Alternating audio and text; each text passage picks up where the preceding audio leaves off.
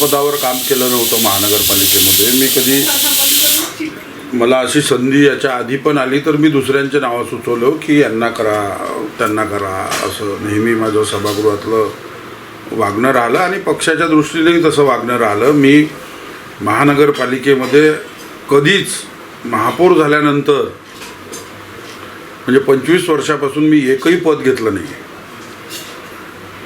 हे फार महत्त्वाचं आहे. म्हणजे नाहीतर इतर संस्थेमध्ये मग तो स्थायी समितीत जातो, गटनेत्यासाठी भानगडी करतो, समित्यांसाठी भानगडी करतो.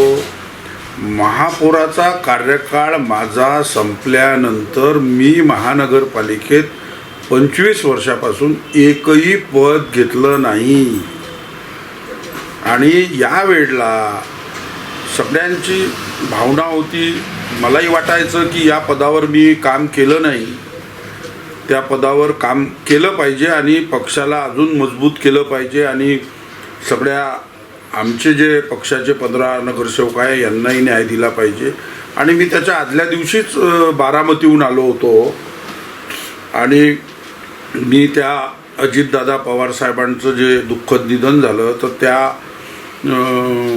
अंतिम संस्काराला मी बारामतीला हजर होतो, मी आणि गणेश भाऊ राय. आणि मी तिकडनं आल्यानंतर रात्रभराचं जागरण होतं, परंतु शहर काँग्रेस कमिटीचे अध्यक्ष आमचे बंधू कर्तव्यदक्ष अध्यक्ष आहे, त्यांनी मला सांगितलं की भाऊ तुम्हाला गटनेता व्हायचा आहे आणि ताबडतोब कालच मीटिंग बोलावल्या गेली आणि कालच हा निर्णय झाला. मी या संदर्भामध्ये आनंदी आहे. अधिक जबाबदारी वाढली आहे. या 15 नगरसेवकांना न्याय तर मिळणारच आहे, याच्यात तीळ मात्र शंका नाही, परंतु पक्षाच्या संघटनासाठी अधिक काम करायचं आहे, तरुण पोरांसाठी काम करायचं आहे. महानगरपालिकेमध्ये आम्ही लोकांची सेवा करणारे लोक आहोत. सत्ता कोणाची असो त्याचा परिणाम आमच्यावर होत नाही.